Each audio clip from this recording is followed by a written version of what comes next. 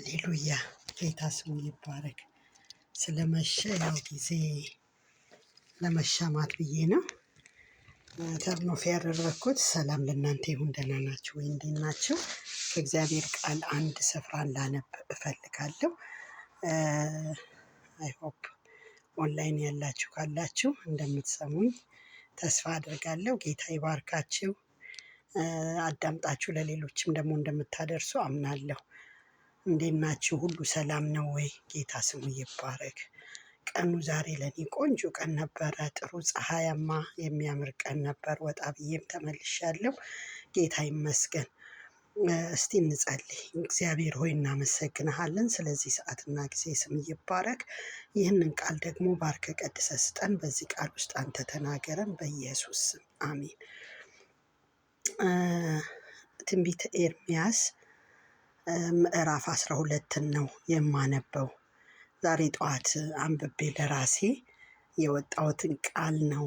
ያው ቀኑን ከራሴ ጋር ቃሉን ሜዲቴት ሳረግ ስለዋልኩ ከእናንተ ጋር ደግሞ ሼር ላርግ ብዬ ነው። አቤቱ በጌታ በኢየሱስ ስም አነባለሁ። አቤቱ ከአንተ ጋር በተምዋገትሁ ጊዜ አንተ ጻድቅ ነህ። ነገር ግን ከአንተ ጋር ስለ ፍርድ ልናገር የኃጢአተኞች መንገድ ስለምን ይቀናል? በደልንስ ለሚያደርጉ ሁሉ ስለምን ደህንነት ይሆናል? ተክለሃቸዋል፣ ስር ሰደዋል፣ አድገዋል፣ አፍርተውማል። በአፋቸውም አንተ ቅርብ ነህ፣ ከልባቸው ግን ሩቅ ነህ። አንተ ግን አቤቱ አውቀኸኛል፣ አይተኸኛል፣ ልቤንም በፊትህ ፈትነሃል። እንደ በጎች ለመታረድ ጎትተህ ለያቸው፣ ለመታረድም ቀን አዘጋጃቸው። ምድሪቱ የምታለቅሰው የአገሩ ሳርስ ሁሉ የሚደርቀው እስከ መቼ ነው? የተቀመጡባት ሰዎች ፍጻሜያችንን አያይም ብለዋልና ስለ ክፋታቸው እንስሶችና ወፎች ጠፍተዋል ይላል። እዚህ ቦታ ላይ በጣም የሚገርመው በጣም በቃ በኃጢአተኞች ከፍ ከፍ ማለት፣ በኃጢአተኞች እድገት፣ በኃጢአተኞች ትልቅ ስፍራ መያዝ ያዘነበት ስፍራ ነው የሚመስለኝ እና ይህንን ስፍራ ሳነበውና በጣም የሚደንቀው ግን እግዚአብሔር ትልቅ አምላክ ነው ወገኖቼ። እኛ እንደምናየው አይደለም እግዚአብሔር የሚያየው። እግዚአብሔር ርኅሩህ አምላክ ነው። ለኃጢአተኞችም ሞቷል። ስለዚህ የመመለሻቸውን ቀን ነው እግዚአብሔር እድሜ ሰጥቶ ጊዜ ሰጥቶ ታክሶ ማለት ነው። እሱ እንደኛ አይደለም። ታክሶ የመመለሻቸውን ጊዜ የሚጠብቅ ማለት ነው። ጌታ ስሙ ይባረክ። አቤቱ ከአንተ ጋር በተሟገቱ ጊዜ አንተ ጻድቅ ነህ፣ ነገር ግን ከአንተ ጋር ስለ ፍርድ ልናገር አለ። እግዚአብሔርን ጻድቅ መሆኑን አምኗል። ግን ስለ ፍርድ ከአንተ ጋር ልናገር፣ ሊሟገት ከእግዚአብሔር ጋር የፈለገ ይመስላል። በጣም የሚገርም ነገር ነው። የኃጢአተኞች መንገድ ስለምን ይቀናል? ስለምን ይቀናል? የኃጢአተኞች መንገድ ዓይኖቹን በኃጢአተኞች መንገድ ላይ ማድረጉ ነው። ጌታ ላይ ቢያደርግ ኖሮ እንዲህ አይነት ጥያቄ ውስጥ አይገባም። ምክንያቱም ዓይኖቻችንን ከእግዚአብሔር ላይ አንስተን ሰዎች ላይ ስናደርግ በቃ ገዝፈው የሚታዩት እነኛ ሰዎች ናቸው። እግዚአብሔርን ሁሉን ቻይ የሆነውን አምላክ በቃ ወደ መፈታተን እንገባለን ማለት ነው። ጌታ ከዛ ይጠብቀን ወገኖቼ። ስር ሰደዋል፣ አድገዋል፣ አፍርተውማል። በአፋቸው አንተ ቅርብ ነህ፣ ከልባቸው ግን ሩቅ ነህ ይላል። አፍርተዋል፣ ፍሬም አፍርተዋል። እነሱ ፍሬያማ ናቸው ብሎ ነው የሚለው። ፍሬያማ እንደሆኑ ዛሬ ወገኖቼ ብዙዎች እንደዚህ እውነታ ነው።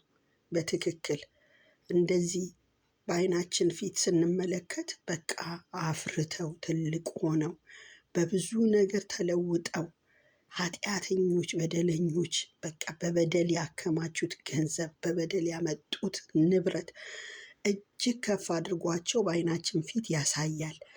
ነገር ግን አንድ ነገር ልናቅ የሚያስፈልገን ኃጢአተኛ ከፍ ከፍ ሲል እና በብዙ ደረጃ ላይ ሲደርስ ዞር ስንል እንደምናጣው ልናስብ ያስፈልጋል። ምክንያቱም እግዚአብሔር ከኃጢአተኞች ጋር ከኃጢአታቸው ጋር አይተባበርም፣ ካልተመለሱ እግዚአብሔርን ካላዩት ማለት ነው። አንተ ግን አቤቱ አውቀኸኛል፣ አይተኸኛል፣ ልቤንም በፊትህ ፈትነሃል ይላል። እሱ በእግዚአብሔር ፊት እንደተፈተነ እየተናገረን ያለው ወገኖቼ። ዛሬ ስንቶቻችን እንደዛ አይነት ስሜት የሚሰማን ይኖር ይሆን? ግን አንድ ነገር ማወቅ አለብን። ምክንያቱም እግዚአብሔር ጻድቅ አባት ነው። ጻድቅ አምላክ ነው። እግዚአብሔር እውነተኛ አምላክ ነው። እግዚአብሔር ሁሉን ያህል ዓይኖቹ በምድር ዙሪያ ናቸው። ስለዚህ ክፉ ሰው ሲያድግና ከፍ ብሎ ስታየው ደስ ይበልህ። በቃ በምንም አትዘን፣ በምንም ራስን ከዛ ሰው ጋር ኮምፔር አታድርግ። ዛሬ እንደውም እያዳመጥኩ የነበረው ስቲቨን ሾው ላይ ሲናገር እንደነበረው በቃ የሆነ ነገር ለእኔ ቀርቶልኛል። ምክንያቱም በቃ ራሳችንን ከሌላ ጋር ኮምፔር ማድረግ የለብንም። ለእኛ መውጫውን እግዚአብሔር የሰጠንን መንገድ እግዚአብሔር በውስጣችን ያስቀመጠውን ራዕይ በውስጣችን ያስቀመጠውን ነገር ያንን ነገር ብቻ ነው አክቲቬት ለማድረግ መንቀሳቀስ ያለብን። ይህንን ነው ዛሬ እሱ ሲናገር ለእኔ የቀረልኝ ነገር እና እዚህ ጋር ምንድን ነው እሱ ከልባቸው ግን ሩቅ ነህ አለና አንተ ግን አቤቱ አውቀኸኛል፣ አይተኸኛል፣ ልቤንም በፊትህ ፈትነሃል። እንደ በጎች ለመታረድ ጎትተህ ለያቸው፣ ለመታረድም ቀን አዘጋጃቸው። ምድሪቱ የምታለቅሰው የአገሩ ሳር ሁሉ የሚደርቀው እስከ መቼ ነው ብሎ ሲከራከር እናያለን። የአገሩ ሳር ሁሉ የሚደርቀው እስከ መቼ ነው? እስከ መቼ ነው? ከመርገምት የተነሳ እንዲህ እንደሆነ አድርጎ እየተናገረ ነው። ምክንያቱም ቅን ሰው ስለሌለ እግዚአብሔርንም የሚፈልግ ልብ ስለሌለ ነው ብሎ ነው እያለ በልቡ በዚህ ስፍራ ላይ የልቡን እያፈሰሰ ያለ። ምድሪቱ የምታለቅሰው የአገሩም ሳር ሁሉ የሚደርቀው እስከ መቼ ነው ብሎ ሲጠይቅ እናያለን። የተቀመጡባት ሰዎች ፍጻሜያቸውን አያዩም ብለዋልና ፍጻሜያችንን አያይም ብለዋልና ስለ ክፋታቸው እንስሶችና ወፎች ጠፍተዋልና ይላል። ከነሱ ክፋት የተነሳ እንስሶችና ወፎች እንኳ ጠፍተዋል ብሎ ሲል እናያለን። እውነት ነው። በአንዳንድ ስፍራ ላይ በቃ የሰው ልጅ አልመለስ ሲል፣ የሰው ልጅ ወደ ንስሐ አልመጣ ሲል ምድሪቷን ድርቅ ይመታል። የምድሪቷ ላይ ያሉ እንስሶች ያልቃሉ። በጣም ብዙ ነገር ይሆናል። ሰው ንስሐ መግባት እምቢ ካለ የእግዚአብሔር ቁጣ እግዚአብሔር እጁን በላዋ ላይ በምድሪቷ ላይ ሲዘረጋ ማለት ነው። ስለዚህ ትልቁ ነገር የንስሐ ጉዳይ ነው። ግን እኛ ደግሞ እንደ ማንኛውም ሰው ኃጢአተኛውን አይተን ልባችንን በቅናት በንዴት ከምናደርግ በእግዚአብሔር ፊት ዝቅ ብለን ስለ ኃጢአተኞችን መጸለይ እንዳለብን የእግዚአብሔር ቃል ይናገራል። ምክንያቱም ሰው ከኃጢአቱ ከተመለሰ እኛ በጸለይ ነውና እኛ በጌታ ፊት በተጋ ነው እግዚአብሔር ሰምቶ ኃጢአተኛውን ፊቱን ወደ ራሱ እንዲመልስ ካደረገ ትልቅ ጸጋ ነው። ስለዚህ ዛሬ ከዚህ ነገርን የተማርኩት እውነት ነው አለ እንደዛ አይነት ሁኔታዎች ሊያጋጥሙን ይችላሉ። ነገር ግን የኛ የክርስቲያን ድርሻ መጸለይ ነው። በሰዎችም ልባችን እየከበደ ከሄደ እያዘነ ከሄደ እኛም ራሳችንን ኃጢአት ውስጥ ራሳችንን እየጣልን ነው ማለት ነው። ስለዚህ ከዛ ነገር ልንቆጠብና በጸሎትና በምልጃ በእግዚአብሔር ፊት የሚከብደውን ነገር ይዘን መቅረብ ያስፈልጋል ልል ፈልጌ ነው። ጌታ ኢየሱስ ይባርካችሁ። መሽቷል። አሁን እዚህ ላይ ላቁምና እግዚአብሔር ዘመናችሁን ይባርከው። ተባረኩ። ጌታ ከእናንተ ጋር ይሁን። ጸልዬ እወጣለሁ። እግዚአብሔር ሆይ እናመሰግንሃለን ስለ ቃልህ ጌታ እግዚአብሔር ለእኔም ለልቤ ዛሬ በማለዳ ይህንን ቃል ስላስተማርከኝ በዚህ ቃል ውስጥ ደግሞ መረዳትን ማስተዋልን ስለሰጠኝ እንዲሁም ደግሞ ለወገኖቼ ደግሞ ጌታ ሆይ እግዚአብሔር ሆይ ይዤ መጥቻለሁ። በእውነት ለአንዲት ነፍስም ቢሆን መረዳትና ማስተዋል እንዲሆን ይህ ቃል በኢየሱስ ስም እኔ ጸለይኩ። ጌታ አምላክ ሆይ አብሮነት ከኛ ጋር ይሁን። በመገኘትህና በህልውና አንተ ምራን። ስለ ሁሉ እናመሰግንሃለን። በናዝሬቱ በኢየሱስ ስም ስትል ስማን። አሜን። ተባረኩልኝ። ዘመናችሁ ይባረክ። ሼር አድርጉ። እንግዲህ እግዚአብሔር በጸጋውን ባበዛልኝ መጠን ደግሞ ብቅ እላለሁ። እንዲሁ ጌታ ዘመናችሁን ይባርከው። ፔጆች አሉኝ። አንድ ፔጅ ከዚህም በፊት የነበረኝ 1 ሚሊዮን ህዝብ የነበረው ፔጅ ነበረ። ያንን ፔጅ ብዙ ጊዜ ሰዎች ሀክ እያደረጉት ለፌስቡክ ለፕሮፌሽናል ፔጁ ሁልጊዜ ቼክ እያደረግኩና እየተከታተልኩ እንትን ስል እስከነጭራሹ ዘጉብኝና ያ 1 ሚሊዮን ሰው የነበረው ኤፍቢኤ አሁን ማን እንደሚጠቀምበት አላውቅም። ግን ራን እያደረገ ነው፣ እያየሁት ነው። ራን እያደረገ ነው። ማን እየተጠቀመበት እንዳለ አላቅም ግን የፌስቡኮቹ ራሳቸው ናቸው አስጠንቅቀውኝ እንዘጋዋለን ብለውኛል ነበረ።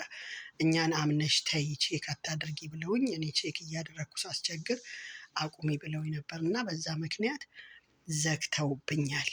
እሱ ተዘግቷል። እንግዲህ ሌሎች ሰዎች እናንተ ደግሞ ያንን ፔጅ ላይ እዛ ላይ እያያችሁ የኔ እንደሆነ እንዳይመስላችሁ እፈልጋለሁኝ። ምክንያቱም እኔ ኦልሬዲ አሁን እኔን አውት አድርገውኛል ራሳቸው ናቸው ራን እያደረጉ ያሉት።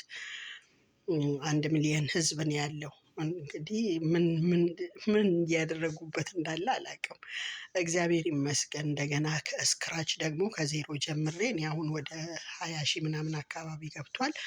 እንግዲህ ይሄኛውን ፌስቡክ ነው አሁን የምታዩኝን ፌስቡክ ነው ፎሎ አፕ እንድታደርጉኝ የምጠይቀው። እንግዲህ በርትታችሁ ደግሞ ወደዛ እዛ ደረጃ ላይ እስከሚሄድልኝ ድረስ ለብዙ ሰው መድረስ እንዲችል መልእክቶቼ እና አደራችሁን ሌላ ምንም የምንሰራው ነገር የለም። የምንሰራው የእግዚአብሔርን ስራ ነው።